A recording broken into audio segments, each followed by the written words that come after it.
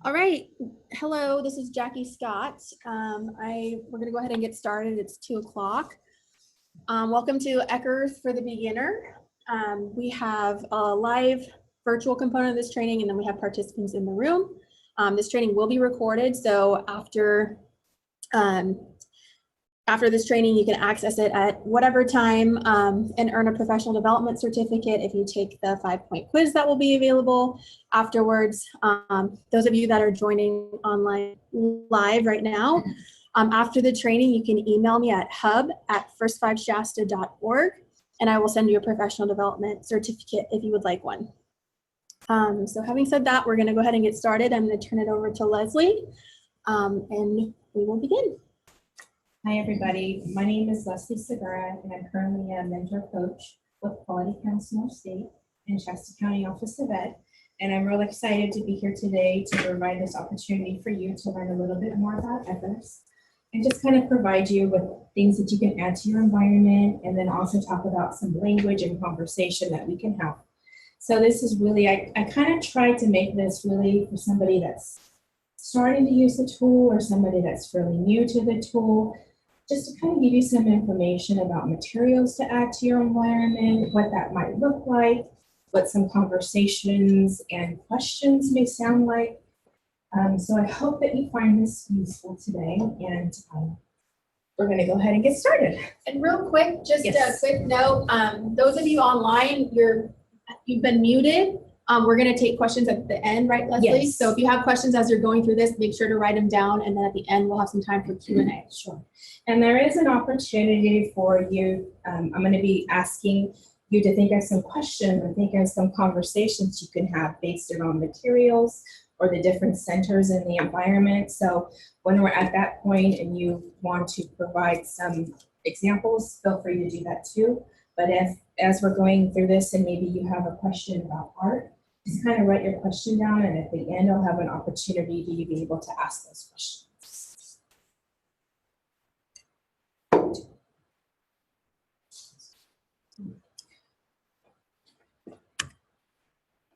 Of course, the clicker isn't working. Let me see that real quick. We're having some trouble. There we go. So I kind of introduced myself, and I know that we have some people online, and then we have some people here. So I wanted to kind of skip this part. Some of the agenda today is I'm going to be sharing the why behind the ECERS. Why do we use it? Why is it important? And then also talk about some of the language that we can have when we're using some of the activities. And then going into depth a little bit about looking at the activities, the different materials that are required according to this tool.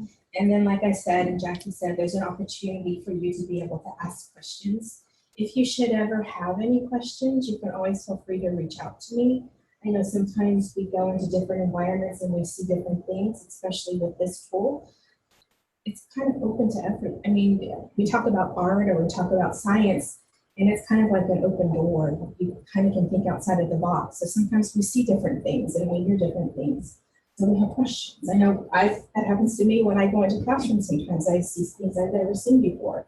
So I really have to come back and think about it. Or sometimes I come back and meet with my coworkers and we kind of talk about things. So that always happens. And it seems to happen more now because people are using this tool, and they're kind of thinking of different things that they can add to their environment. And is it appropriate? Does it count? So please feel free to reach out to me if you should have questions. All the information that I'm providing today all came out of the Early Childhood Environmental Rating Scale. So anything that I'm talking about is pretty much from this book. So this is the resource that I used. So what is ECERS? ECERS is a tool designed to assess the quality in early childhood classrooms for children aged 2 through 5. And the scale consists of 33 different items. So not only are we looking at activities, but we're also looking at health and safety, we're looking at space and furnishings, we're looking at interactions. So there's a whole list of things that we're looking at. And it's also available in Spanish. And then why don't we use the ECERS tool? In California, we know why, especially if we're participating in quality counts. But we use the tool because ECERS helps create consistency throughout the environment. It pretty much tells us chairs that are appropriate, tables that are appropriate, materials that are appropriate for the classroom, what a center could look like. It kind of gives us that structure that we need when we're creating an environment. And as we're working towards quality, that's pretty much why it's important. ECERS helps staff to identify how well they are meeting their classroom, their children's needs. ECERS is a tool that assesses the environment. So pretty much everybody's, as a teacher, I know I had to have ECERS done in my classroom every year, and it pretty much assigns a score to each area. For example, art, it's a scale from 1 to 7. We have different components that we have to meet. And if we're not meeting those components, it kind of gives us a score. I hope that kind of makes sense. And then ECERS helps create a quality environment. Quality programs must provide children with 3 basic needs for all children. We have to protect their health and safety. A lot of this tool looks at hand washing, sanitation. It looks at how appropriate and safe are our playgrounds. So that's a big piece of it. It also works on building positive relationships amongst the staff and children, and also the children themselves. And then it also provides opportunities for stimulation and learning from experience. And that's why we're providing all these materials for them to use. Today, I'm pretty much going to be focusing just on activities, and then I'm going to be focusing on interactions. So a lot of the hand washing, sanitation, I'm really not going to go into depth about.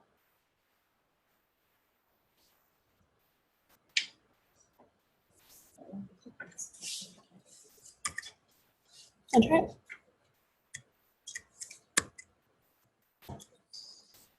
That button I can just push. My clicker isn't working, I apologize.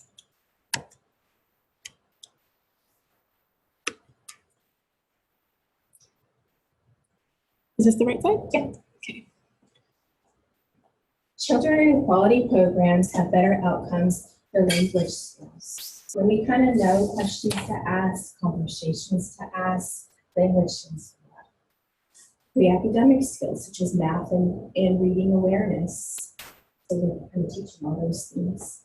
Relationships with their teachers, just that relationship with adults, being able to feel comfortable with adults, how important that is, and social skills amongst their peers.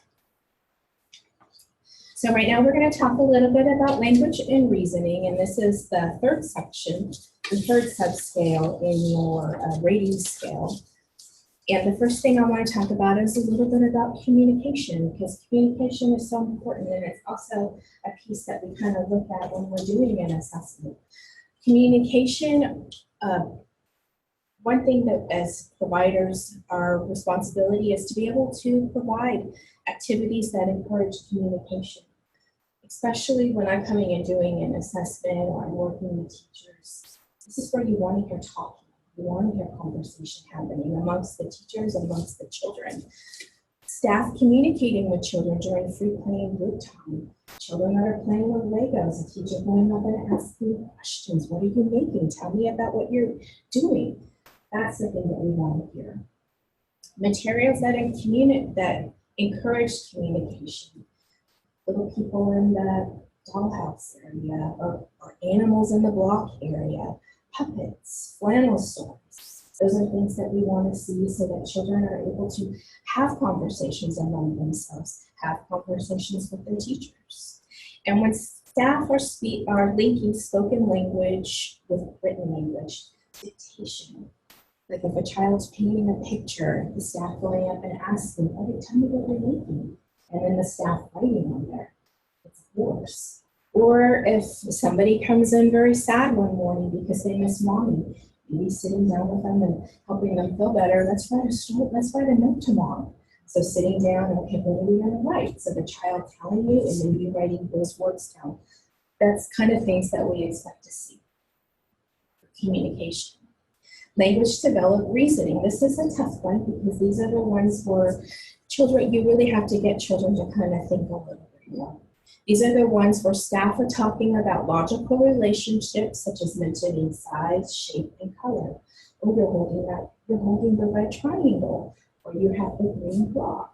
The green block, look at it, it's a rectangle. So you're making mention to things such as that. And staff are introducing concepts and words for concrete experiences, such as they're sorting. You see them sorting something. Tell me why you're sorting this into different piles, because you have a small pile here and then you have a bigger pile here. So we're making more reference to size, but we're kind of giving them an indicator, relating it to what they're doing. And then staff talk about logical relationships with children while they're playing with materials. Children have an opportunity to manipulate something, and children are encouraged to explain something. And this is where you have to really see them playing with something. Like if they're playing a game, a number game. One thing I see is like a monkey game where they're putting monkeys on a scale. And then you're having them hold the monkeys and then they're counting them out loud to you. 1, 2, 3, 4. That's something that we want to see, that type of activity. A lot of this has to do with math. This is where you're going to see a lot of this type of topics. Your math. And concepts are introduced in response to children's interest or need to solve problems. And this is a tough one because this is what really requires a teacher to get down and talk to the child. And a lot of times where you see this, or a lot of times I use an example for this, is if a child's making a block structure and the block structure keeps falling down. So then you going out to that child and asking them, why do you think it's falling down? What do you think is happening? And for that child to be able to problem solve. Oh, I'm noticing, you have a couple blocks on the bottom, but then you're putting more blocks on the top. How can you change that? So having the child talk through that problem, that child to be able to figure out, oh, maybe I need to put bigger blocks on the bottom so that it can support the blocks on the top. So we're guiding them, we're scaffolding for them, but they're figuring it out as they're problem solving it themselves. And then formal language. Again, these are communication. So these are things that we want to see, asking questions where children can give you yes or no answers. So that's part of this tool. It's just, did you like that? Are you having fun today? So those are valid questions to ask. And where language is used to exchange information. Pretty much what we do when we're talking to them. Staff adding information to expand on ideas presented by children when you're telling them something. Looks like my mind goes blank right now, and the only thing I'm thinking about is an example I have further on. So I'm just going to skip that because I have an example here that we'll focus on in a few minutes. And then having individual conversations with children. So important, so key. Just we want to hear that conversation. And like I said, in a classroom that's offering high quality, you want to hear talking. So important. And then staff asking questions to encourage them to give longer or more complex answers. So for the younger 4-year-old, you're asking those what more questions. And then for children that are a little bit older, the 4 and 5-year-olds, they're asking those why and how questions. So that's something that you're listening throughout the whole observation, because language, it happens all the time. So when I'm coming in and I'm doing an observation, I'm listening from the minute that I start to the end, because there's so much that's happening throughout that time. So now we're going to focus a little bit on activity areas and materials. And this is the fun one, because a lot of these come out of the rating scale, but like I said, it's a great opportunity for teachers to think out of the box. What can I do different?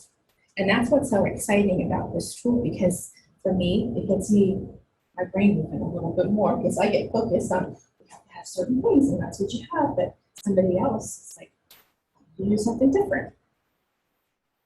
So some of the activity areas that this tool focuses on, it focuses on fine motor, art, music and movement, blocks, sand and water, dramatic play, nature and science, math and number, the use of TV, video, and or computers, promoting acceptance of diversity, and books and pictures.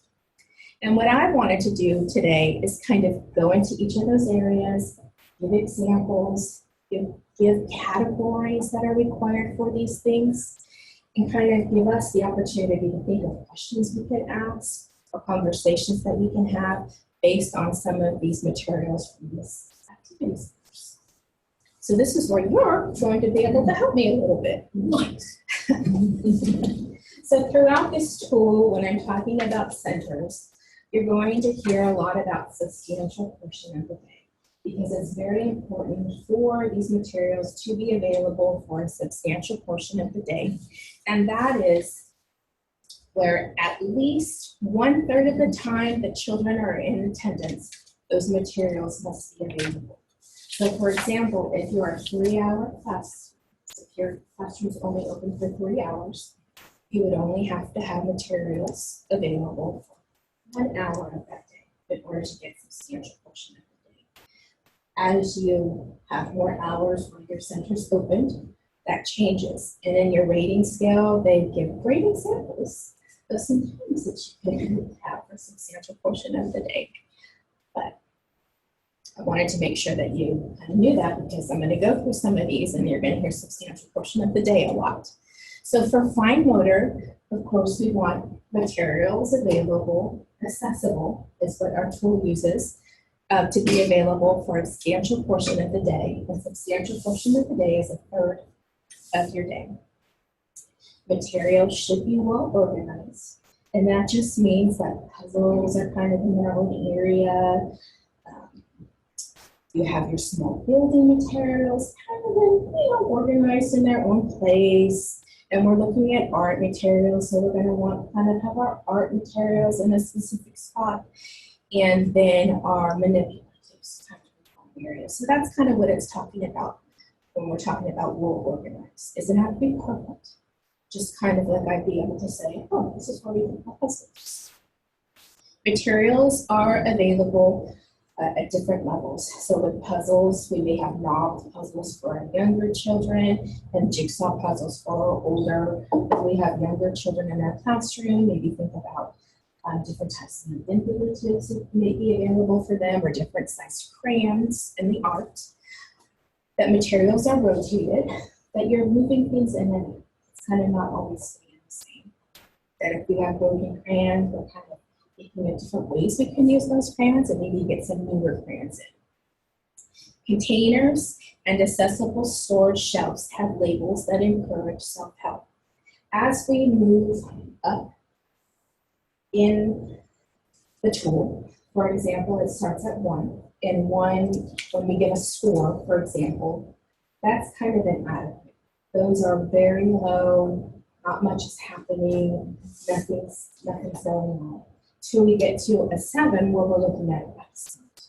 We all want 7s when we're getting our ECERS done. That's very important, I know that. We all want 7s, but there's a little bit of work. There's a little bit of work that we have to do to get from a 5, which is good, to a 7. So as we're going from 5s to 7, we'll start seeing things that we have to start doing a little bit differently to our environment. And when we're looking at labeling, this is one of them. A lot of teachers worry because I don't want to do my shelves, I want new shelves, and I don't want to put anything on them. But unfortunately, when we're looking at this tool, that's one of the requirements that we have. Also, at this level too, is children know how to put things away. So we're looking for children to know pretty much where art stuff goes. We know about preschool, things might not always be perfect, but they kind of have an idea where they can put stuff. So that's what we're talking about when we're encouraging self-help. And that 4 out of 4 categories are represented in this area. When we're talking about fine motor, we have art, manipulatives, puzzles, and small building materials. So the next thing I'm going to do is I'm going to go into each of these categories and kind of give you some examples for these. So why would we offer a variety of different fine motor materials? That would be my first question. Why do we offer a variety of things? We take different muscles. We're working with different muscles. We're developing that hand-eye coordination, which is so important for children. So we're offering different things. So we have kind of an example. We're doing a lot of nail. They love it in the Play-Doh. We're offering a variety of puzzles, and here we have a big 4 puzzles, pegboards, which are really popular. We offer a variety to develop hand-eye coordination, because we know that when we develop those skills, it's developing those pre-academic skills, such as writing. Hand-eye coordination also helps with self-help skills. So very important to offer those things. So now when I talked about different categories, these are just some examples of some of the things that you could have for small building material. Remember, within this tool, you only have to have 3 to 5 examples. So if I was working with a teacher, I would say, for small building materials, which is one of the categories of fine motor, you just need to be able to provide 3 of these different things. And we all know the very popular toy right now is those magnet blocks, those magnet translucent blocks. They're best. I can spend hours playing with those, and I understand why everybody loves those toys. So those are very popular. We know that, up here we have those linking cubes. Those are building, because anything that you can stack on top of each other that builds, those are small building things. Yeah, and what's also cool is those small building things, those little linking cubes up at the top, those are also a magnet. So what's really cool with some of these things is you can double up them over into different categories.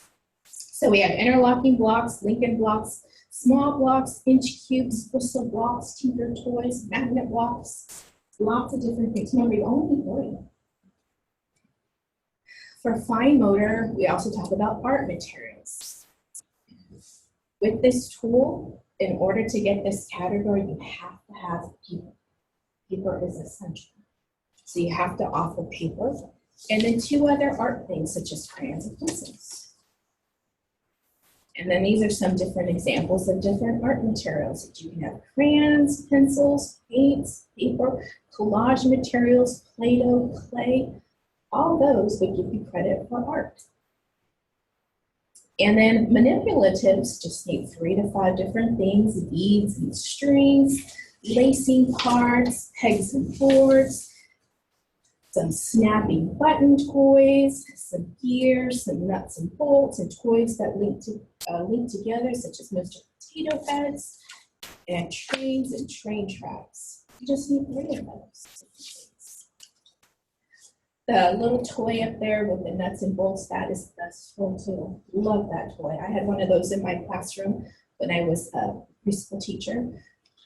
Loved that. The kids loved it. I had to get like 4 of them because they were so popular. But that is a great toy that I know Lakeshore sells. But just great things. See how you can think outside of the box, because this is just a sample of things. There's hundreds of different things you can do. And what's so great is, remember, we're looking for rotation. So every month we're rotating these things in and out of our environments. Fine motors are your puzzles. So we're looking for knob puzzles for children that are just learning, to jigsaw puzzles in a frame, floor puzzles. We just need 3 examples. What's also great with puzzles is we look up here and we have some shapes. Shapes are math. So you're also getting credit for math. If we have puzzles that have pictures of real animals, we're also getting credit in science. I just thought of that one too. So I'm going to make notes to make sure I add one on here. But so you can. That's why I say it's once you start and you get experience with this tool, there's so many opportunities to be able to say, hey, I got my science and my math all in my puzzles too. So here's a question. Kind of, we're talking about conversation. So this is a little bit for you to be able to think. And if you're online too, please feel free to participate. Staff sees a child playing with this manipulative. What conversation can you start with him? So we're talking a little bit about language. You know, that's important. Just when you're talking, what can the staff say to this child? If you don't know. What are you building? What are you building? That's a great one. Starting a conversation, then you may say, a tower. And I might say, How many used to make your towels so far? yeah, how many have you used to make them so far? Very good. And there's that how question that I'm listening for. So there you go.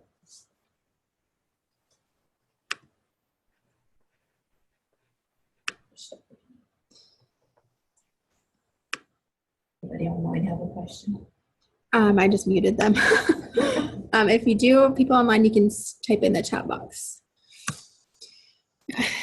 Okay, so it likes to get a little sticky, so Or See. those stuff? a little stuck. You want to try on your clicker again and see if you can advance. Okay. There we go. Oh, That's the right one, right? Yep. Okay. Here we go. So an example of a conversations, what are you building? There we go. So art materials. So we talked a little bit about the category of art and fine motor. That was one area where we're looking at things. This is specifically looking at the art area. So now we're just looking at what do we have in our art area. So we have materials that are accessible for a substantial portion of the day. So this is where it's really important. So if you're striving for a 5, you have to have substantial portion of the day met. So if you're a 3-hour program, you have to have your science materials available for at least an hour. That children's work is varied and individual. Art has an individual expression. So we're looking for pictures where maybe children are able to do free art, painting on their own. You know, if they're making a flower and they're given pre-cut petals, if they can put those petals wherever they want, all the flowers aren't looking the same. So that's kind of what it means by individual and varied. So that 3-dimensional art materials are available at least monthly. 3D materials, and I'm going to go into those categories, but 3D has height, it has width, and it has depth. So we're looking at those 3 things when we're looking for 3D materials. And I have some examples in here that kind of show those different things. And that art relates to classroom experiences. So if we're talking about frogs right now, I would want to see some art that represents frogs, or the life cycle of frogs. And that there's 5 categories in art, but that there has to be at least 4 of those categories that have enough of materials in them. And those categories are drawing materials, paint, 3D materials, collage, and tool materials. So we're going to go into kind of those, what those look like. So drawing materials, you just need 3 out of 5. You need 3 of those. Crayons, markers, pencils, colored pencils, chalk, paper, chalkboards, dry erase markers. The key is paper. They need paper in order to do things. Paint materials, they need 3 to 5 different kinds of paint, which is very, this is a tough one, because how do I offer paint to them without them having fun with it and getting it all over the walls? That's a tough one. And you know that when I work with staff that are having that issue, we kind of talk about it is tough. It's very tough, and it does take staff really working with their children, talking to them about it, saying, okay, we have finger paints offered in the art area, but then children learning how to use them and how to appropriately use them. It can happen, but it just takes time. So the different types are finger paints, which are tempera paints, watercolors, brushes, and paper. Again, paper being available. So would you have to have the top 3 kinds of paint? Because each one is paint. Yes. So when you go in, it's finger paint, tempera, and water. Yes. So you would need at least 3. You would need finger paint, tempera paint, watercolors. I also have an example of sparkle paints. Glitter paint counts as one. Liquid watercolor. Liquid watercolors. One of the paint. If the finger painting is on the wall, do you not have to have it accessible? You would have to have it accessible As a substantial time. Yes, for a substantial portion of the day. It would have to be accessible. So the question was if there was a picture hanging on the wall of finger paint, would that count? And I said the finger paints would have to be available for a substantial portion of the day, meaning that they would have to be out in the environment in order to give them credit. There's metallic paints that teachers can make, glitter paints. We have liquid watercolors. So there's a variety of different paints that we can offer. There's three-dimensional materials, and this can consist of Play-Doh. It can consist of clay. It can also consist of materials such as wood pieces for gluing, pipe cleaners for them to add, paper tubes, small boxes. I've seen families donate yogurt containers, tissues, tissue boxes, cereal boxes. One thing that I've seen is once a month, the staff putting out all these materials and letting the children just have fun and make a big 3D structure, and that's their structure for the month. So it's kind of like a variety of different things. You can also have some of these materials available in your center, so if children want to do this individually during the day, they have that opportunity too. So if it's only needs to be there at least monthly, Yes. and it's not there the day you're there, you can just ask the teacher, have you done this month? Are you planning on doing it this month? I would need to see it. Okay, because this displays. Yes, it would need to be displayed. And data. Yes, it has, any artwork has to be within 30 days. So if I'm coming in and looking, I'm looking to see if there's a date on your artwork, and if it's like from February, I don't count that artwork. It has to be at least 30 days, yes. And one of the questions is does this 3D display have to be displayed? And yes, it does in order to get credit. It does. If the teacher says, we don't have this, but we're going to do it tomorrow. No, it would have to But be. what about if yeah. they have a picture of it If displayed? Yeah, if they have pictures of things displayed, those things count too. Sometimes, I mean, this is how much it works too. Like if you just have your 3D display, I can look at the materials that you make. Like let's say you use boxes, wood pieces, and cups. I would give you credit because that told me that children had accessibility to those materials to be able to make that. I hope that makes sense. Rocks. Sure. I think it's one of those things that rocks, of course. If that's what you want to use, sure. It's kind of thinking about, remember we talk about we're building height. So we want to be able to see something that's going up, something that's creating width, so something going out, and then something that's creating depth, so something going out in the front. So like if you have a rock and you're using that, I would want to see something coming up from it, something going out to the sides, and something going out in the front.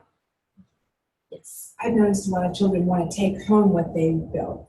So I've always just said, can you just build one for the classroom? I let them build this. Absolutely. Yeah, they want to take it home. I know, so we want one on display. Right. Great. Great. One for the classroom. And that's where those pictures come in handy too. Sometimes just making pictures and putting them in your library area or 3D sculptures. So here's some examples of 3D things to kind of give you an idea when we talk about height. So if we're looking at the little, like they look like little masks, you kind of see that they have a base. We kind of see that there's a stick that's sticking out. And then we kind of see stuff that's coming up with the purple, kind of looks like purple feathers. And then we see some things that are coming out. I'm seeing ears. And then it's kind of hard to see, but there's like some stuff coming up out front. And then we can kind of see in the middle one some more examples of things. And then the head.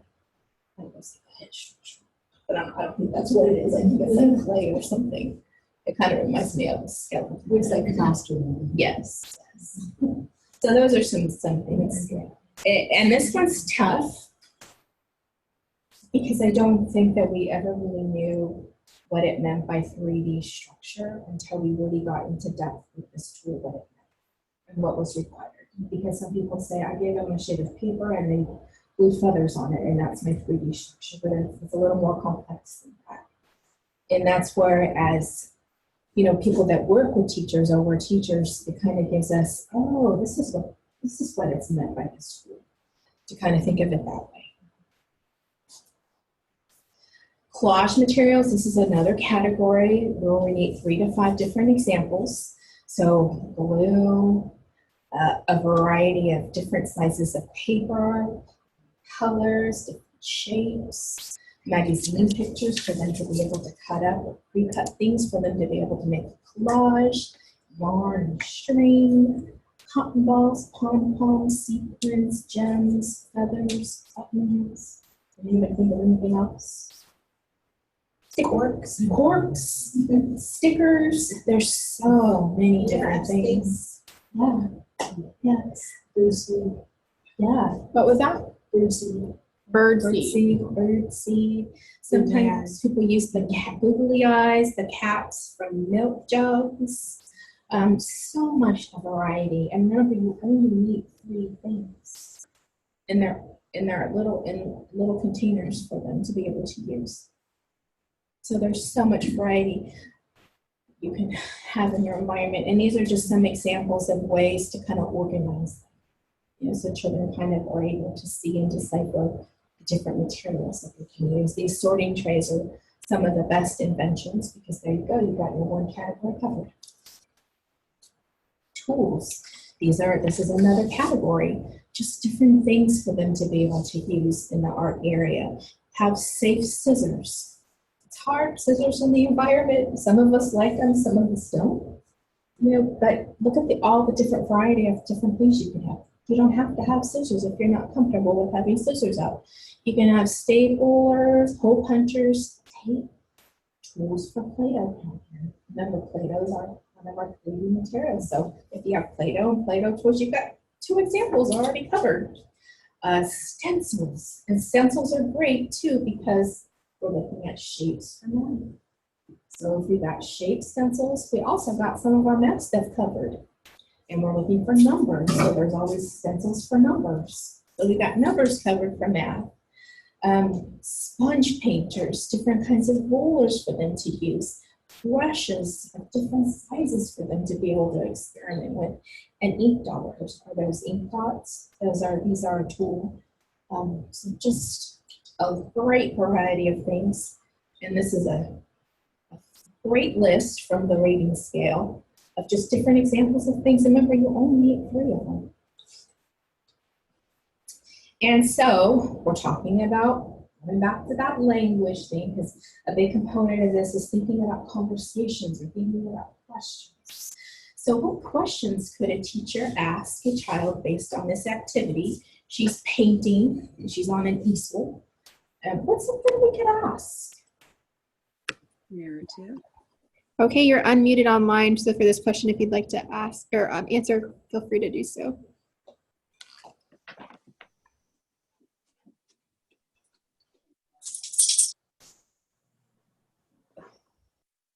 I'll move on. Okay. Tell me about your painting. Oh, who are you painting? Tell me about your painting. So then she's going into detail about what she's painting. I see you use blue, like talk about the color that they use. Talking about color, because we know that's very important when we're talking about logical reasoning. See 2 people. We see 2 people, there we go. Yeah, so we're stepping in. So just tap the screen. That's what worked last time. Now try it. Oh, here we go. So questions to ask are, what are you painting? Tell me about your picture. You did it. Why did you choose blue paint?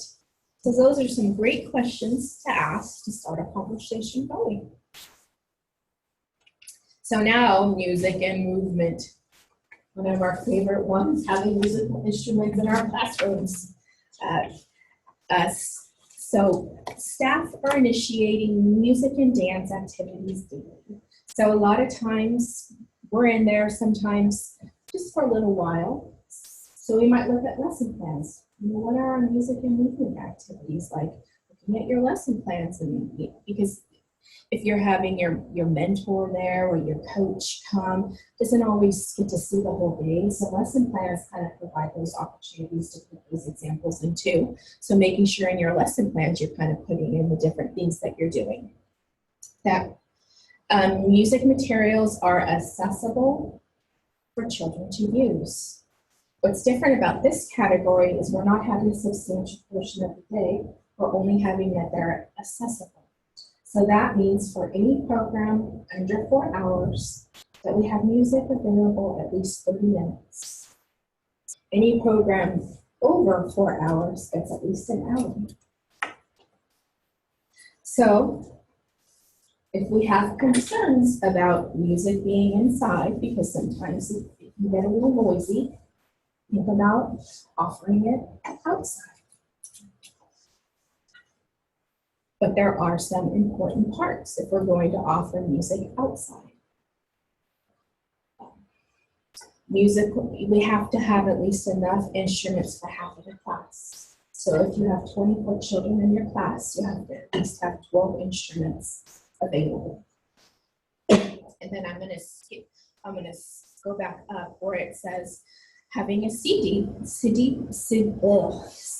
player that is accessible for children to use. So yes, this tool does look at having a CD player where children have an opportunity to play music on their own. And I know that is a tough one because we know sometimes children are rough and we know how fragile CD players are. So yes, this tool does look at that. It looks at how low is it and could a child access it. How a teacher or how staff choose to do that, this is where you have another opportunity. If a child says, I want to hear Old MacDonald Had a Farm, and you say, of course, let me turn that on for you, and that child gets to listen to that music, that's still considered accessible because that child still can listen to what they want to. So now it's the phone connected to the CD. Yes. So they can listen to anything. They can listen to anything. I had the opportunity to go to a ECERS conference, and one of the opportunities was to sit with the authors of this tool and ask me questions. And one of the questions that I had was, I've seen it in some of the environments that I go into where they have a Google Play or they have a Siri instead of a CD player. And does that count as a CD player? And yes, it does. And it's really neat because it gives children the opportunity to be able to go up and say, can I listen to such and such? And the teacher says yes. And then the staff or the child say into Siri, can you play Old MacDonald Had a Farm? And then it comes up. So that's something new that maybe some of you have seen in some of your environments that you go to, where they can still get credit. Yeah, it seems like they could take advantage of Alexa. They do. You have to pay attention. Staff have to be very aware if that's the device that they're choosing. Yes, they have to be aware of those things. But that does count. So if you've ever encountered that or you do encounter that, then they would get credit for that. And they do get credit if the teacher is still controlling it by turning the music on, but the children can come up and say, can I listen to this? Or I want to dance. Can you turn on some music? And then the staff doing that, they do get credit for that. Is that unique, Leslie, where that when they wouldn't get credit if the child said, can I paint a picture? Because that would already be accessible, not the teacher taking out the paint for the picture.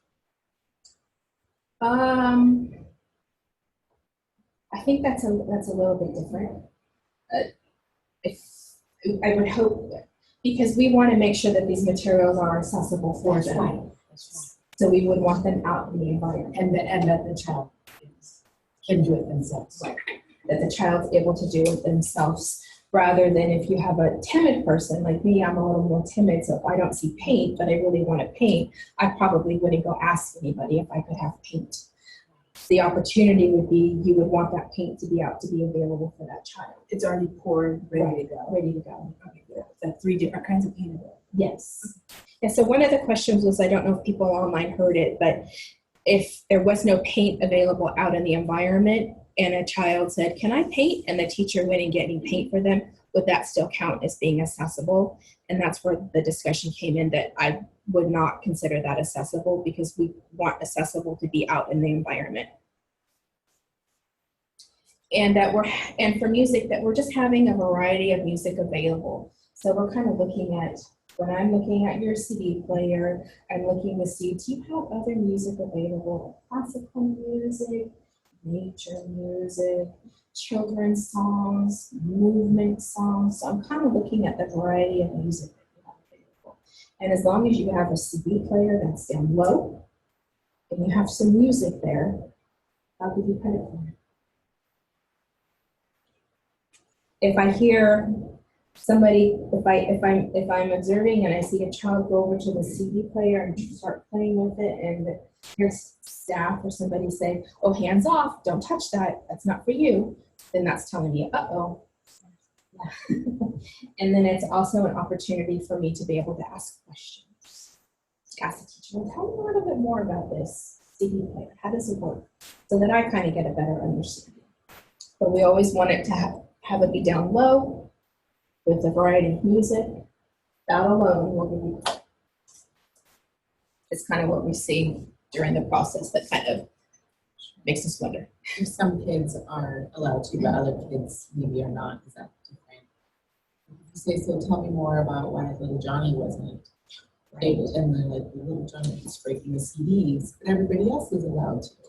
Yeah, but maybe little Johnny, if little Johnny asks, "Can I listen to this song?"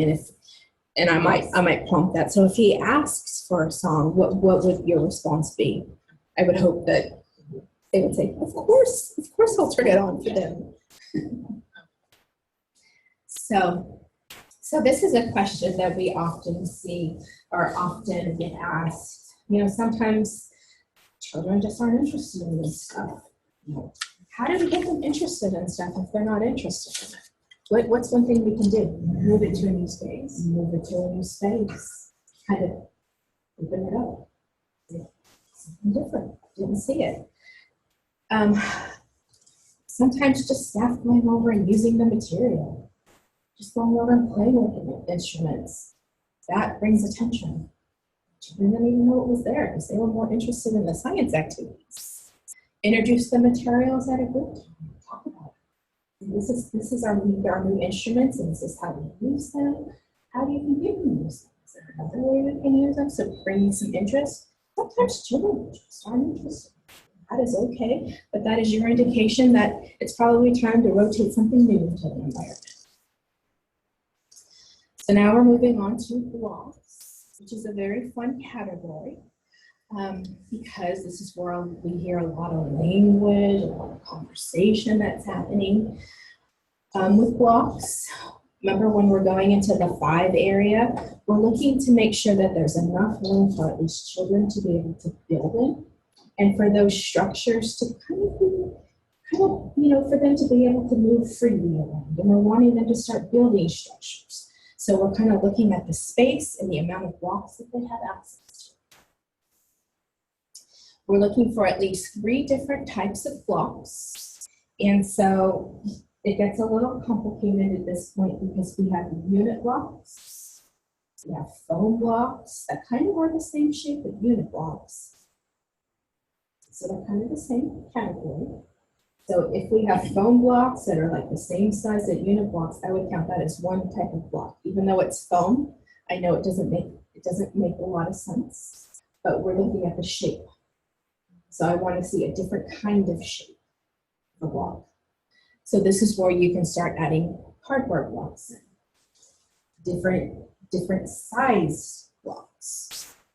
So kind of think of it that way. Hollow blocks. Hollow blocks. So during the size, so if the foam blocks are big and the unit blocks are They're different size, so they would be fine. So I'm talking about foam blocks and unit blocks they're different materials, but they're the same size. Like the triangle blocks is the same, the triangle foam block is the same size as the size of the unit block. That tells me that's the same type of block. I'm not looking at material, I'm just looking at the type of it. So I would want to see a different size. and only 2 times. And the two types, only two types. You see, the color blocks, the table color blocks are almost, some of them are the same size as the unit Yes. blocks. And that blocks, they have to be bigger than 2 inches. So any blocks in this area have to be bigger than 2 inches. And then we're looking for 3 different kinds of accessories at this point that have to be in the block area. So we're looking at transportation, so any kind of transportation, animals, and people. Animals, we get credit in science for. And then people, we get counted for also for diversity. So that's what we're doing other places. Blocks can get kind of tricky too because we think we want to keep our trains in the block area. This is where I keep my little house. This is where it gets a little tricky. So I'm gonna, if you have questions, you know, just kind of note it and we can talk about it at the end. But we're also looking to see if we're having manipulatives in this area. So trains are considered a manipulative. We just want to see blocks in this area. So if we have trains and blocks mixing, that's kind of taking away from block play. And this is where our score might go down a little bit. So in blocks, we just want to see blocks. Any type of manipulative that disrupts block play is going to cause your score to go down a little. It needs to be moved To its own area. And we're also looking to see, of course, we're looking, are our shelves organized? Are they labeled? We're also looking to see our blocks available outside, because as we're moving towards excellence, we're having to work a little bit harder. So now we're offering some blocks outside for people.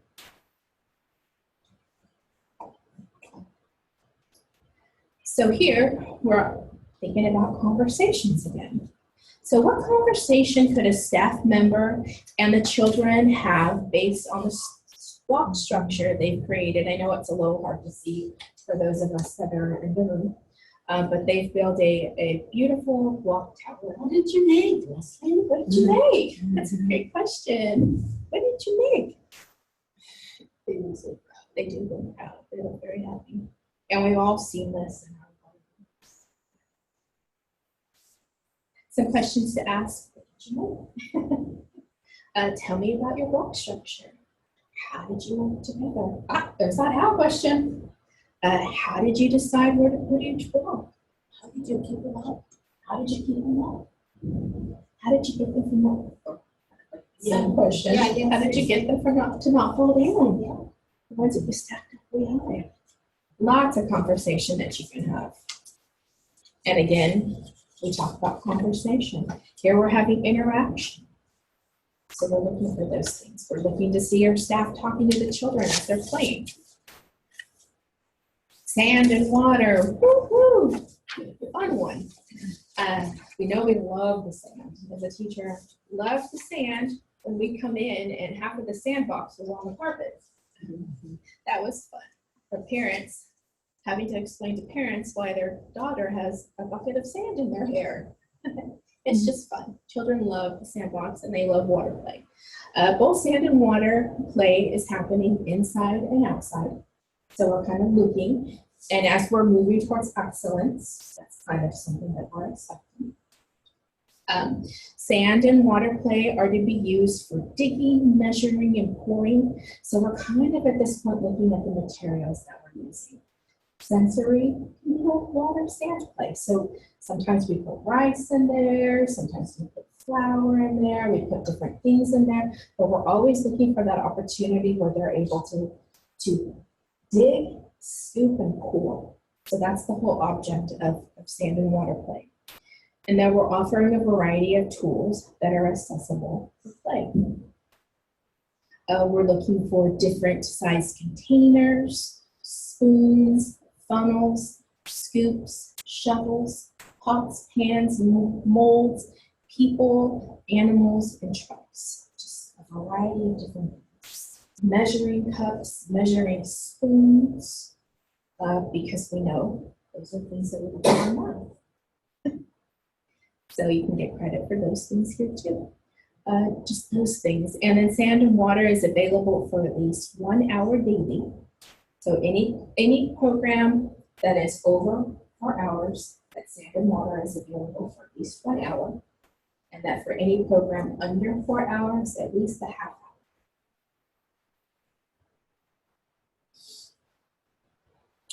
We talk a lot about, I'm going to go into something that's called a provision, because maybe I go into a classroom and we're dealing with children that are sick. So we're thinking maybe no water today. And as long as you have a water table, like maybe with the lid on it, that maybe isn't being used today, but you still have it, that's considered a provision and you get credit for it. Is that kind of, so you don't necessarily have to be using it, just seeing it and knowing that it's there and they have access to it, you get credit for it. Okay, as long as there's a provision or not. Yes. And If I go into a classroom and they have a sand table with the lid on it, but then they have blocks on top of it, and then they put children's coats on it, and they're kind of using it for storage, that children do not have accessibility to it, so that would not get credit. So you have to have the provision. It has to be available to just be able to take the lid off and be able to use. So if there's stuff on top of it, they won't get credit.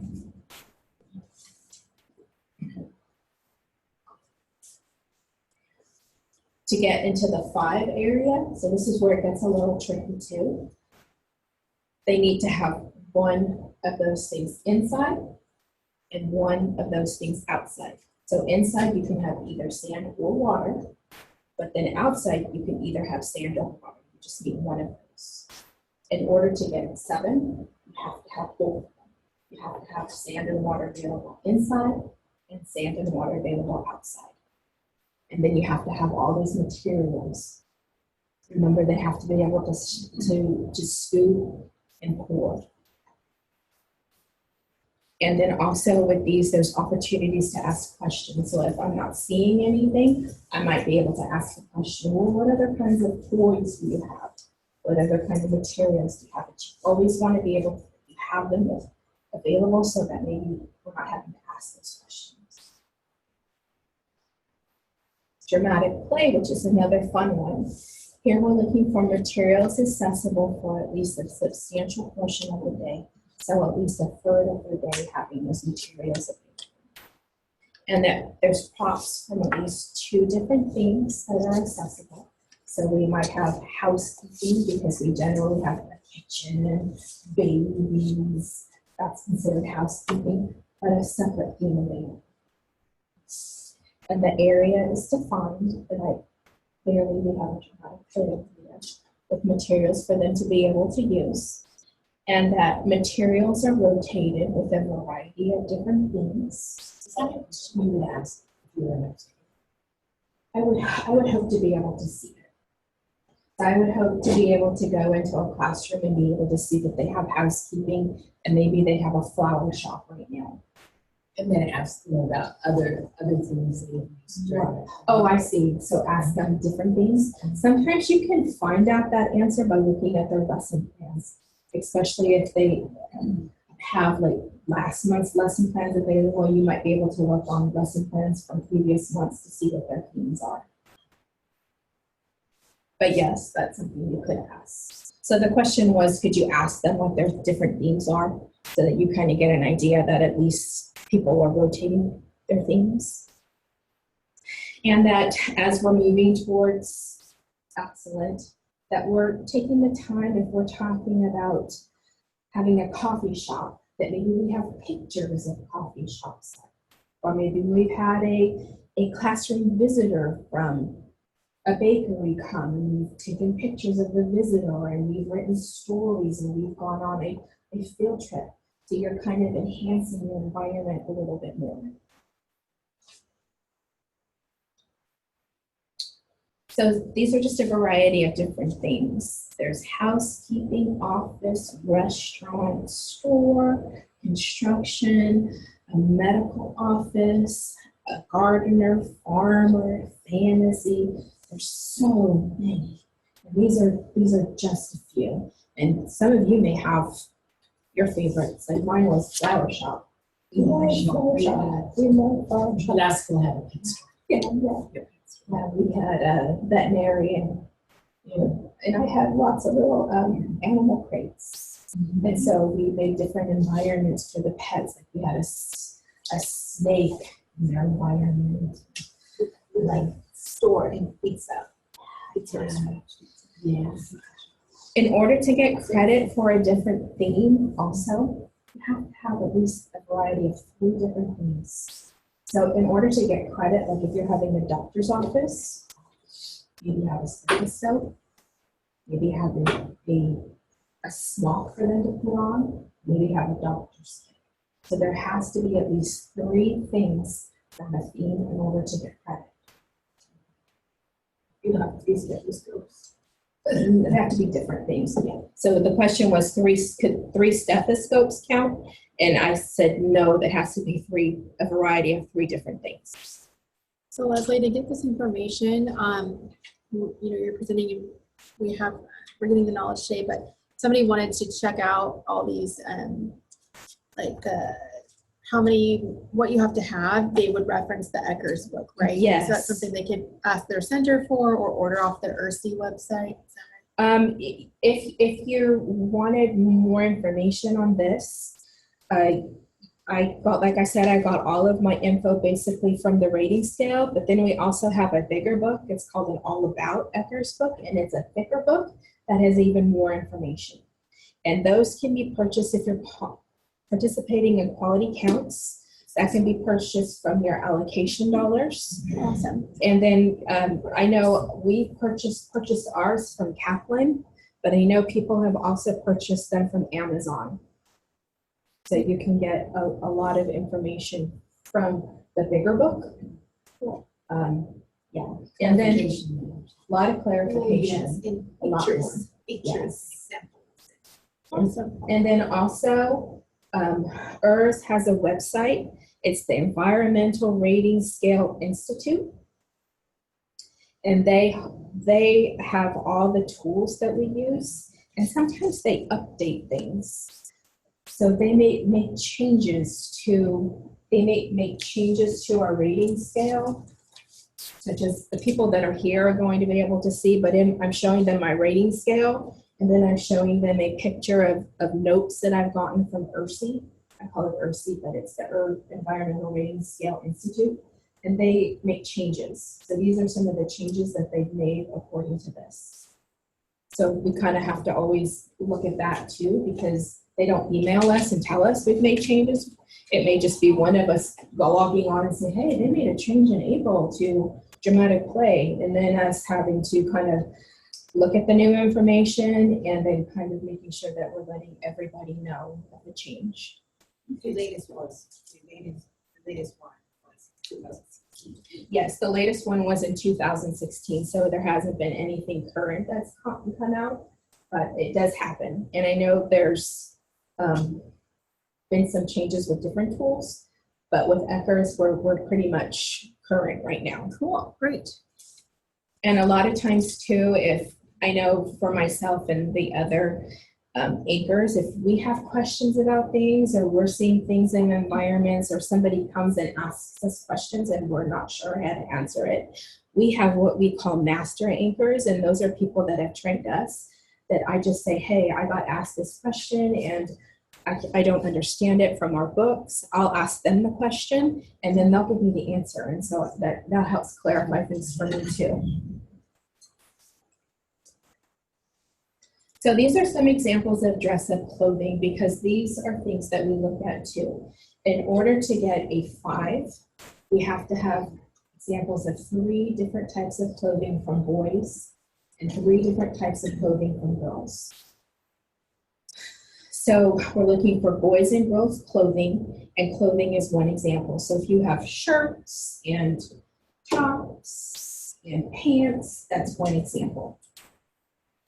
We're looking at, and some of those examples could be dresses, shirts, pants, jackets. We're also looking for jewelry, because jewelry can give you credit for boys and girls. We're looking for ties. Footwear, such as boots, sandals, slippers.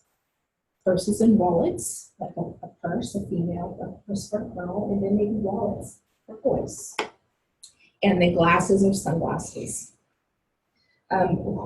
One area that's kind of sticky and it's kind of uncomfortable to talk about, but I wanted to address it today, and it's not on here, is what we call gender neutral clothing. And so I'm going to explain it, and you're probably going to go, I don't understand it. But we got a little bit of clarification on this when we met with the authors of this tool. So if we go into a dramatic play area and there's costumes or uniforms, for example, if there's firefighter costumes, if there's a police officer costume, and there's a construction worker costume, those are what we consider gender neutral. That is typically a role of a male. So I could give you credit for those 3 examples for boys. But it would only count as 2. No, that would count as 3. There's different kinds. But it only counts as clothes. Right? I would give you example. I would give you credit for 3. Yeah. Okay. They can have 3 different. It's okay. It gets very confusing. It's very confusing. And then for females, if there was a nurse, a teacher, and a dancer, a ballerina dancer with a tutu, that would be gender neutral for girls. So that would cover your boys and girls. Yes. Yes. Your 5 points. for Yes. Yes. Is that? that. So you don't have an extra, you don't have to do It's the all, jewelry. yes, it's all fine. It's okay. I wanted to bring this up because I know that's a question, and it's something that's still kind of muddy for us all, because it's something that we're not used to. We're talking about we want to be we want everybody to be included. Why now are we saying that this is just for boys and this is just for girls? But we're not really, saying we're just that, scoring we're them. just We're just scoring. scoring them that way. Exactly. We're just scoring them that way. But we're encouraging everybody to be everything. But we're giving credit to the boys and we're giving credit to the girls for those. Well, in preschool, I was talking about the dramatic play area and came up with the idea that, maybe, and struggling for a boy, getting more boy questions. And so, let's look at what our dads do. We need to have some longer costumes and some, has some professions that, that the fathers are appropriate. Yeah. And if you are doing logger, 3 things from that category, that's 3 examples, you get your credit. So if you're a logger, you may have pants, suspenders, and Hard hat? hard hat. There you go. And a chainsaw. There you go. There's your 3 examples. You get credit. So I hope that makes sense. If you have anybody online, if you have questions, please ask them at the end. Here we have props representing diversity. And this has changed a little bit from before too. So some of you, if you know the old way, it's a little more flexible now. Now we just need 3 props to represent diversity. So that can be anything. It can be any type of clothing, any type of cultural costume that we use. It can be any kind of food. So if you have like sushi in your dramatic play food, tacos, peppers. I'm looking at that. I'm like, oh, that is an example. There's a piece of sushi. Oh, and there's a baby. Oh, and there's a costume. That's 3 examples. There we go. We got the credit.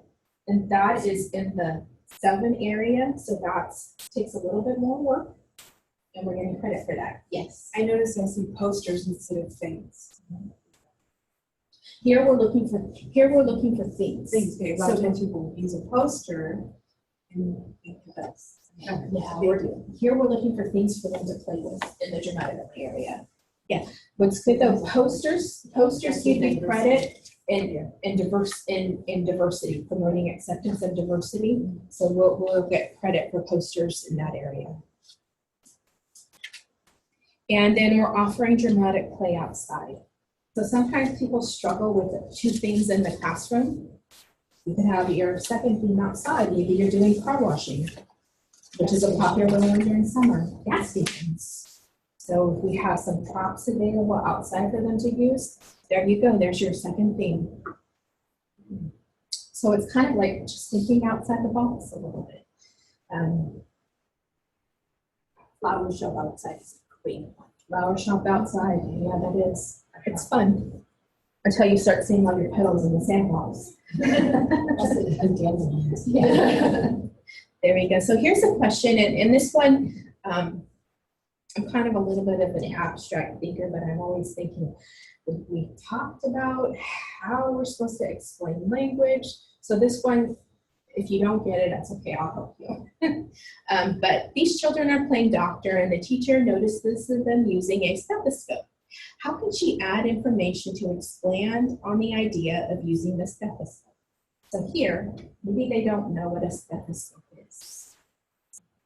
So what could the teacher say to them about the stethoscope? What does it do? When I went to the doctor put it on my chest. There you go. What happens when you put it on your chest? Were you going to say something? Or do they give them real stethoscopes? I haven't seen that in the classrooms. I think it kind of depends. I think I've seen it before, real. I've seen real ones that you can hear. The toy stethoscopes you can actually hear. Yeah. So it's adding information. So remember, as we're working on getting higher scores, kind of the teacher being able to explain to the child, oh, you have a stethoscope. The stethoscope, you can hear the sound of your heart. So it's kind of just giving them the definition of the word of a stethoscope. So here, you have a stethoscope to listen to the baby's heartbeat. So there I'm going, oh my goodness, they did information, so I'm giving you credit for that. And then they're playing in their second theme. So now here we're going to nature and science, which is always a fun one too. Lots of stuff. I know this is a tough one too, because it's sometimes one, I know for me as a teacher, it was always one, I don't know what to put in my science area.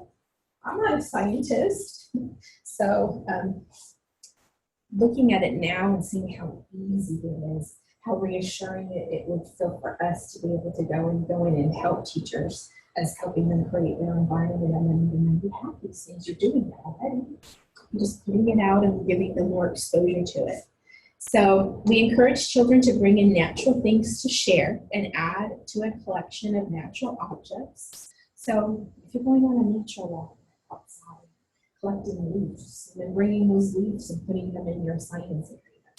Or let's say, homework is for families to go outside and collect things from outside. So you might get a collection of flowers, you may get a collection of rocks, some twigs. So those are some collections of natural things. That materials are available for a substantial portion of the day. Here again, what's substantial portion of the day? Remember, if we're not meeting substantial portion of the day, our score's going to be in the 4 area. So we want to make sure that it's available for at least a third of our operating hours. That materials are organized and in good condition. That I'm looking at the science area and I'm seeing a category of natural things kind of in their area. And I'm seeing the toys in one area and activities kind of in one area. They're not just all jumbled together. And that staff are talking about events as a basis for learning nature and science. Something that we do is we talk about weather. So let's talk about the weather today. What was happening last night? Did you feel anything falling from the sky? What was it? So here we're talking about rain. So that's telling people we're talking about stuff. Oh, what about going outside today? If we go outside today, what are we going to need? We're not needing our umbrella because it's raining. So. And then in science, there's 4 categories, but in order to get credit, we just need 3 of those categories covered. So in nature and science, we have natural objects, living things, science, games, and toys, and nature and science activities. And I'm going to go into those categories. So for natural objects, examples could be leaves, seashells, rocks, different types of wood, pine cones, bird nests, and the list can go on and on and on. With these natural objects, they need to be in their own containers. So for example, here we have natural materials, and we see that we have the leaves in one container, the wood pieces in their own container, and rocks in their own container.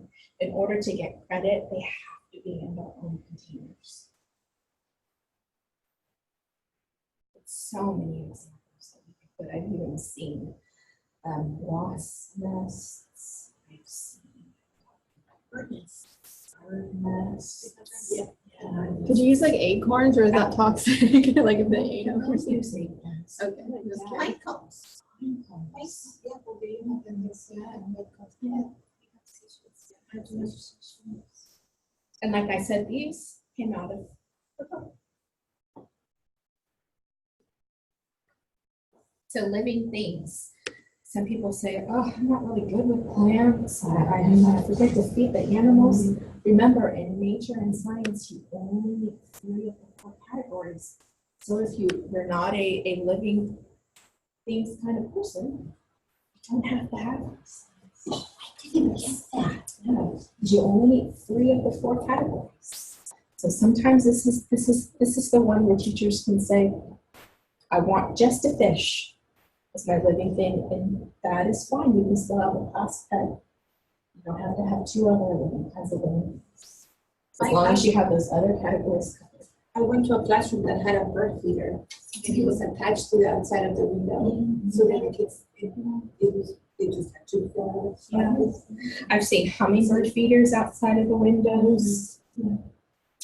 So these are some examples. Plants, class gardens, class pets, window bird feeders, aquariums with fish or other animals, ant farms, worm farms, butterfly hatching kit. Just lots of examples of different things. Chickens.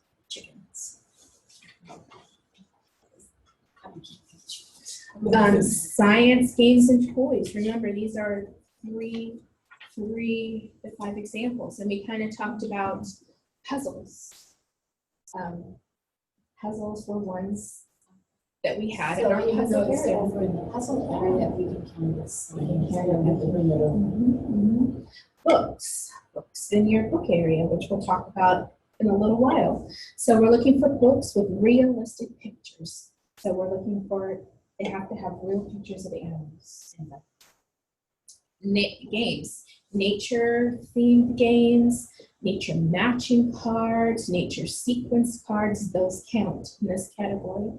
Toys, realistic animals. So blocks, we have animals. So if I'm seeing those animals, I'm automatically coming over here and I'm saying, oh, they've got animals. Those are toys. They've got a puzzle in their puzzle area that has a real picture of a zebra on it, and they have farm books. Oh, there's their 3 things. You've got credit there. So it's really easy.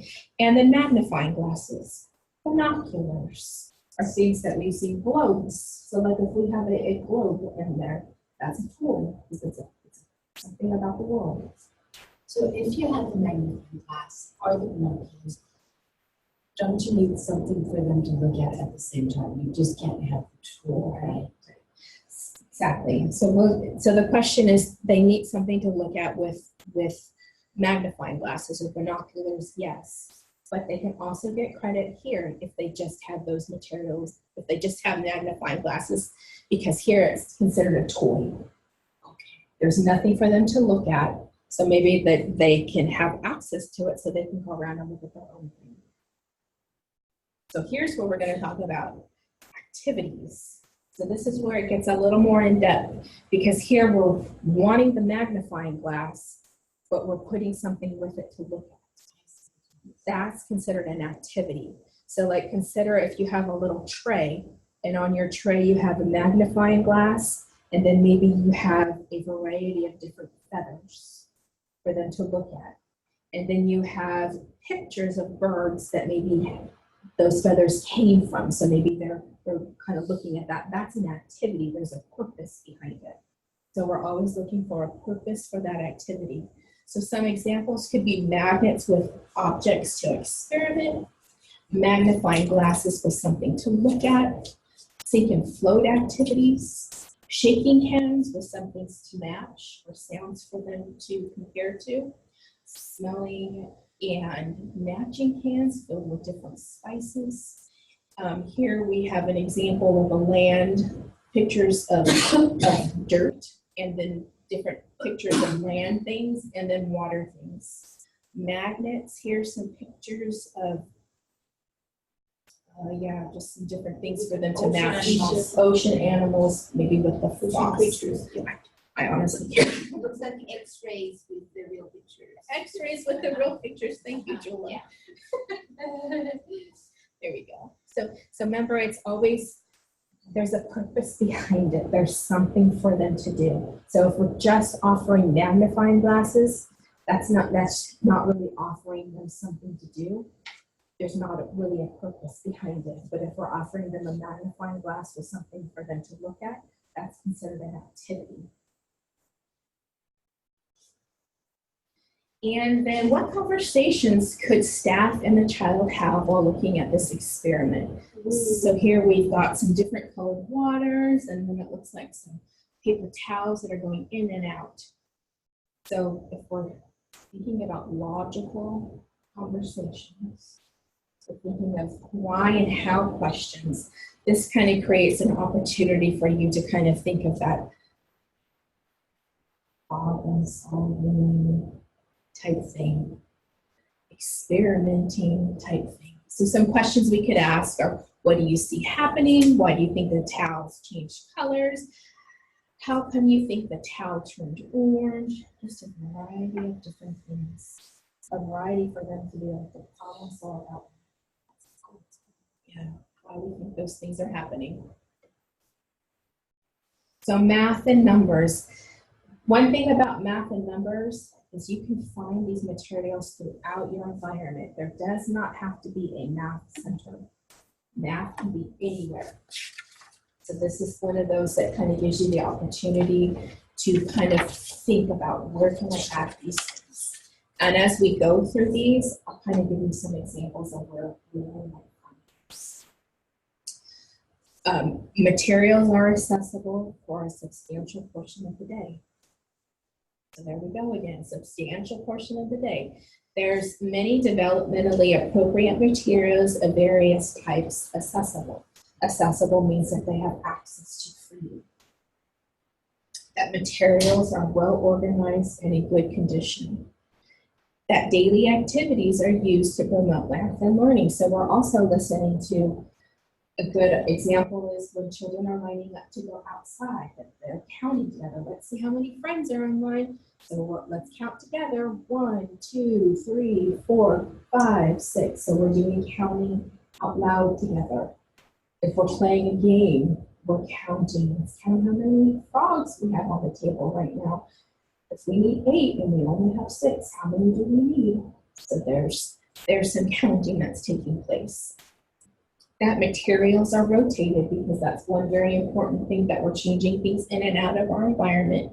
And with math, there's 5 categories. And in order to get at least a 5, we have to have materials from all 5 of those categories covered.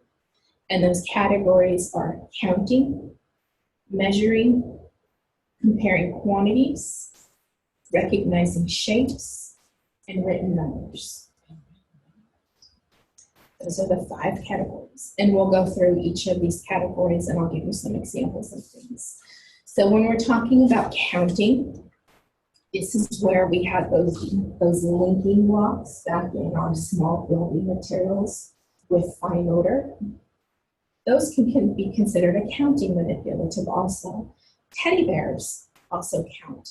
Money and measurement play if you have a coffee shop or a vegetable fruit stand or a supermarket. If you have a cash register with money, you get credit.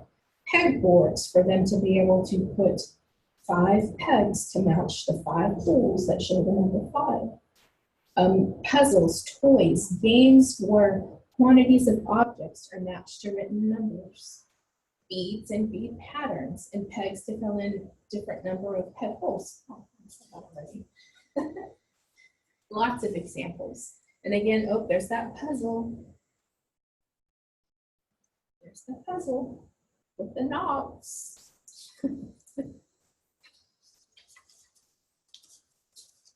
So here we go to measuring, which is another category. Measuring cups and measuring spoons. Remember we were talking about sand and water? Measuring cups and measuring spoons, if you have them in your sand and water area. Oh, there we go. There's 2 examples already. A scale with things for them to weigh. So just a scale, there's not really anything for them to do, but maybe having a little container of fruits and vegetables, if maybe that's your theme, or flowers or bugs, something for them to be able to use with it. Rulers and tape measures. Oh, rulers could be a tool in your art area. So there we go. We got our 3 things already. We got rulers and art, and measuring cups and measuring spoons from the sand area. Thermometers, yardsticks, height chart, foot size measurements. There's so many different things. Sometimes people use the timers. If there's popular toys or children are wanting to come in and out of dramatic play, they may have a sand timer. That's helping them learn how to measure time. So comparing quantities, toys to figure out more or less. Oh, there's those linking things again. With math though, if I'm using these linking things here for comparing quantities, I can get credit for them also in counting. So I can only use them once in the math area. So I can't double use them. So if I give them credit for comparing quantities, I'm not going to be able to give them credit like when I was talking about them when we were going over the counting materials. We can use nesting cups, 3-dimensional graduated cylinders, chart and graph activities. That's another big one. It's just charts and graphs. How many children liked peanut butter that we had today with our apples at breakfast? 7 did. How many didn't? 2 didn't. So then there's a great math activity where we're talking about more or less. Dominoes, playing cards, and an abacus. So these are just some of the examples. Every class should have. Julia said every class should have an abacus. So lots of examples. Recognizing shapes. Just some of the things that I've already kind of talked about. Puzzles. You can get credit in puzzles, geoboards, unit blocks, and in your block area on your shelf, we kind of talked about labels. If you have a cutout of a square where the square blocks go, that'll give you credit. Magnet shapes, we kind of talked about those being a very popular tool. They're different shapes, those give you credit. Books and stencils. So you just need 3 examples. And see how it's easy to kind of double dip in different categories? You kind of think, oh my goodness, all these materials, how am I going to put all of them? But we can really kind of double dip and kind of use them in different places. Just making sure that we have a variety of them. So here we go with written number. Magnetic numbers for them to use. Play phones in the dramatic play area is a great place where we see written numbers.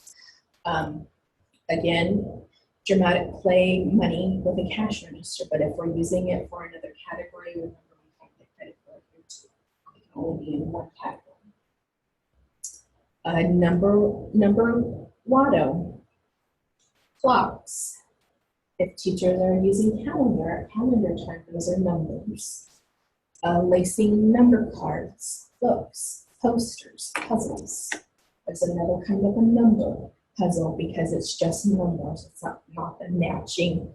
Like if you were to have a number 2, it has 2 dots for them to match. This is just. And then here's another question. Staff sees the child doing some measuring. What types of questions could the staff ask? So it's kind of thinking, here he has a ruler. It's kind of telling me we're doing some kind of measuring. Some questions we can ask. What are you noticing when you're measuring the pipe cleaners? You say, I'm noticing that some are little and some are big. So here we are, we're making reference to size. We're making reference to color. How long is the pipe cleaner?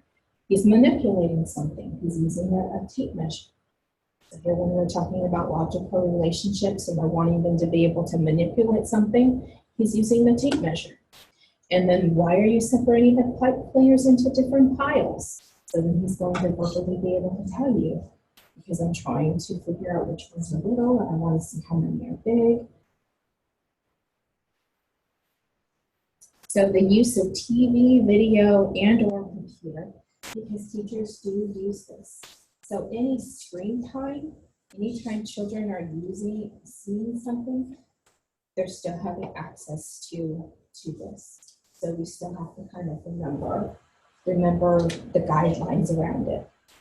So even if teachers turn their iPad on and they're listening to a song, but the teacher's letting them look at the picture on the screen, that's considered screen time. All materials have to be non-violent and culturally sensitive. That if a child doesn't want to use it, if they have something else to do, they're not forced to use it.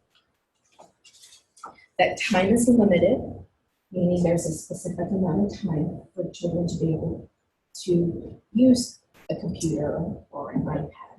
If they're not able to use it throughout the day. And that most activities encourage active involvement with staff involved, that staff knows what they're doing. And that some of the computer software encourages creativity, and that materials support and extend classroom themes. So is this, if they decide to use this electronics, it's not taken off if they don't use it?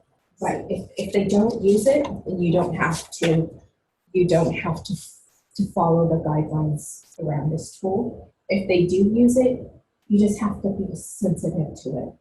But think about the time that they're using. Is it over a half hour? Does teachers know what they're doing when they're using these things? If they don't want to use it, can they do something else? Or are they forced to sit there and watch whatever's on the screen?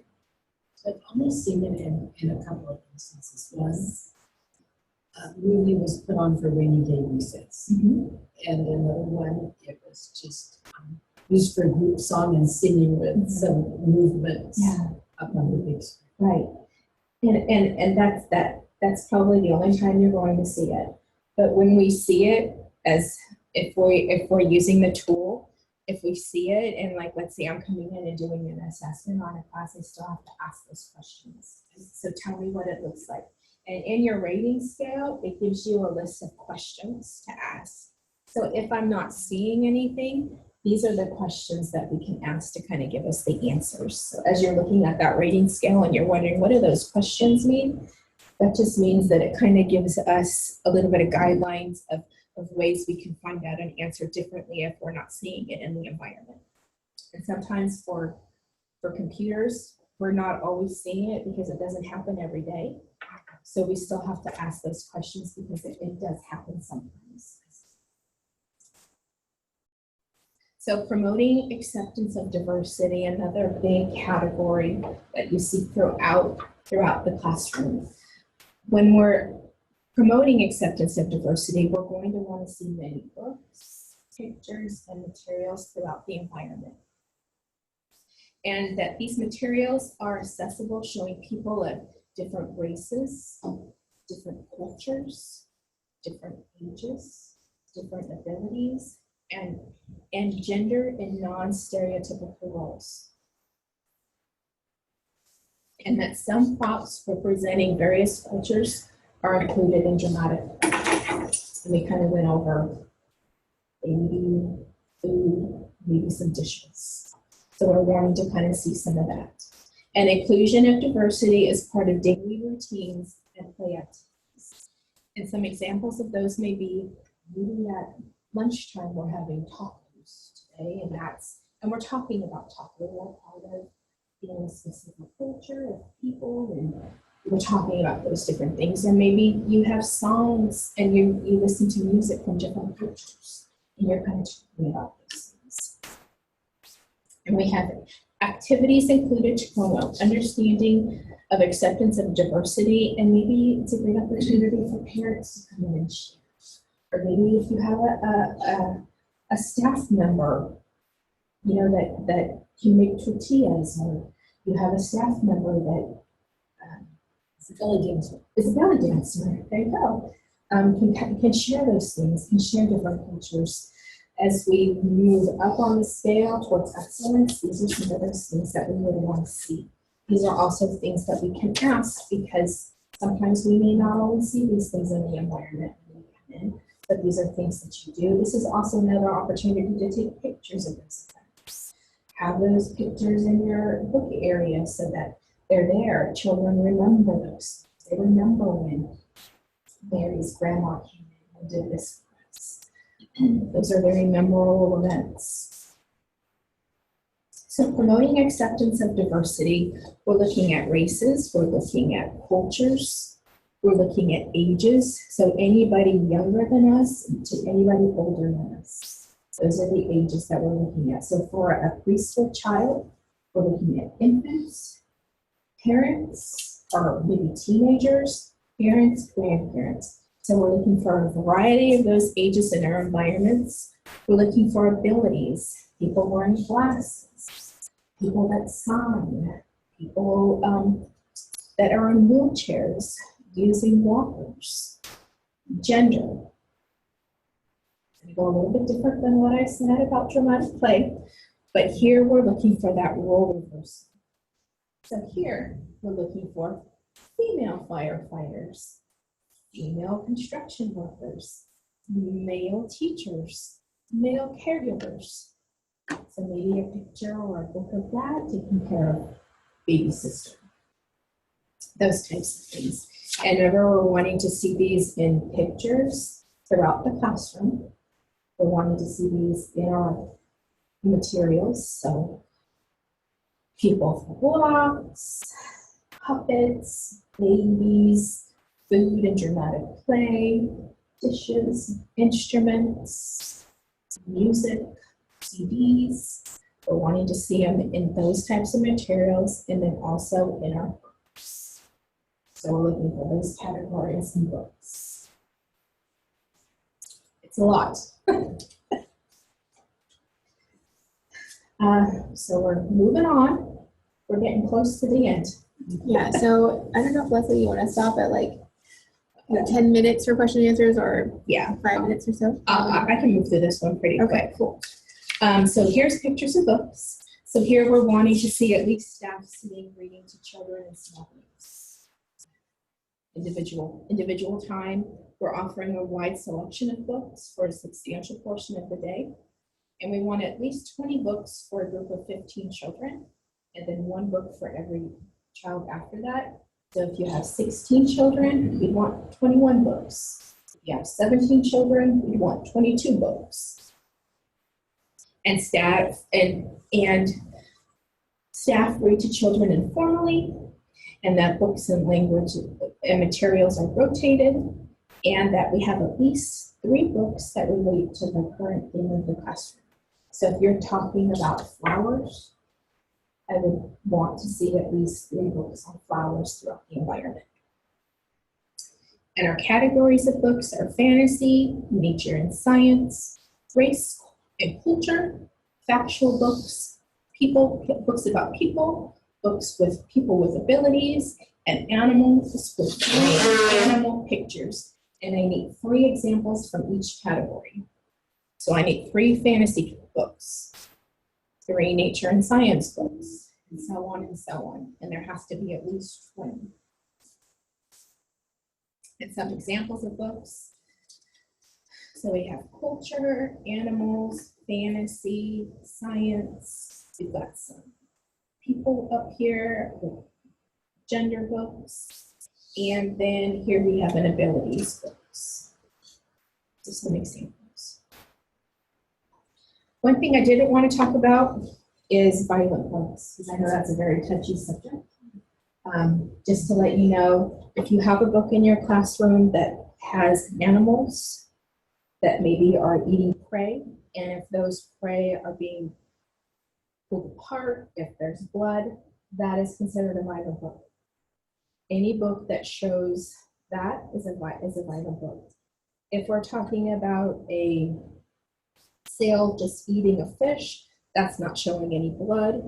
That can be talked about that being a natural course. So kind of think of it that way. If it's showing blood and guts, that can be scary to somebody. Just a natural part of what's happening. Think about it that way. If you have a book that children are scared of, that's telling you to that child, that could be a book that represents some kind of fear. So we have to be sensitive to that because we don't always know where children are coming from, what environments they're coming from. So we have to be aware of that. Look at your books.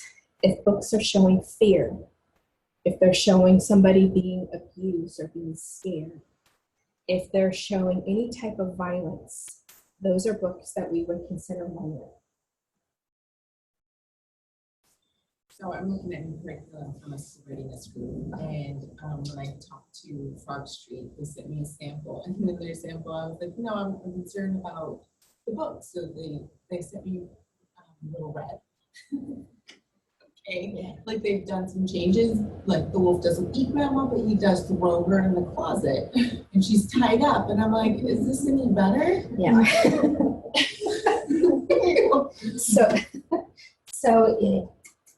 As teachers, it's our responsibility to talk about those things. I'm not telling you to not read them because we read them. If we're reading The Gingerbread Boy, we're having discussion about it. We're talking about, does this really happen? And I hope you kind of get my drift about So it. so when we do the really good scruff, we can talk about bullies. But you could talk about bullies. You could talk about the troll. Is it real? Is it real? Is it real? Why do you think he's angry? Right. If you see a child that's scared of it, that's raising a red flag to you that maybe this isn't the best book to read anymore for a while. Right. Think about it that way. I'm not telling you to not have those books because I know in the past that's kind of been what we had been telling people. You have to really pay attention to those books, and you have to pay attention to the way that those children react to those books. That's all that I'm saying. And so now it's your question time. So what I'd like to do is have the online people maybe get the opportunity to ask questions first. So I'm going to go ahead and unmute all of our participants online. And I know some of you may have written down some questions along the way. So now is your time to ask those questions. Leslie, this is Carol Wheeler in Mount Shasta calling. Hi, how are you? I'm good. I have a question about blocks. Okay. We're getting a different message at one of our sites from the state observers versus what I know to be.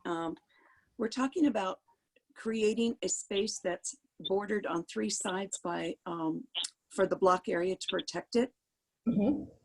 And the state evaluator did not approve of that. They wanted a more open area. So can you direct me on how I should proceed with that? You know, that is a real touchy area. And I know that's something that the state and West Ed, who does our training with the ECERS tools, are really working on to create some consistency around it. Unfortunately, at this time, I do not have an answer, but I know one way that it has been addressed is if the state's telling it to be done one way, follow the way that the state is telling you. Okay. And we get some direction from the state on that. That's kind of what we're recommending at this point. And I know West Ed and the state of California, the state workers are really working together to create consistency. That's been the tough challenge because we've had many different trainers and there's been a lot of information that's been inconsistent. So now we have a group of trainers from West Ed that are our master anchors that are working really hard throughout the state to create that consistency. So just bear with us as we're working out these wrinkles. And as soon as we get information, we'll make sure to inform everybody. And Carol, that's Okay. a good question to ask at like an ECERS community of practice rather than maybe this training for beginners. I don't know that everybody probably knows what we're talking about at this point, but I would definitely encourage you, if you can, attend those ECERS communities of practice for us assessors. That would be a great venue to talk about that. Thank you. Anybody else online have any questions? Need clarity on anything that was discussed? Okay, well, if you do, we have a few more minutes. Go ahead and type in the chat box, or you can just go ahead and use the mic. And then if anybody in the room has questions, go for it. Yeah, it's a lot. There's so much clarity. I so appreciate it. Yeah, it's a lot of information at once. I think really this is the central piece to really with you today. All the different things that I talked about, it'll really help give you all the foundation as we're working towards that quality that we're striving for. Okay, well, I'm going to go ahead and end our online portion of this training. Those of you in the room, I'm going to give you a certificate and a training evaluation form. So if you wouldn't mind filling that out, that would be great. So I'm going to end the meeting. Thank you for joining us online. And this training will be recorded and available soon. Thank you.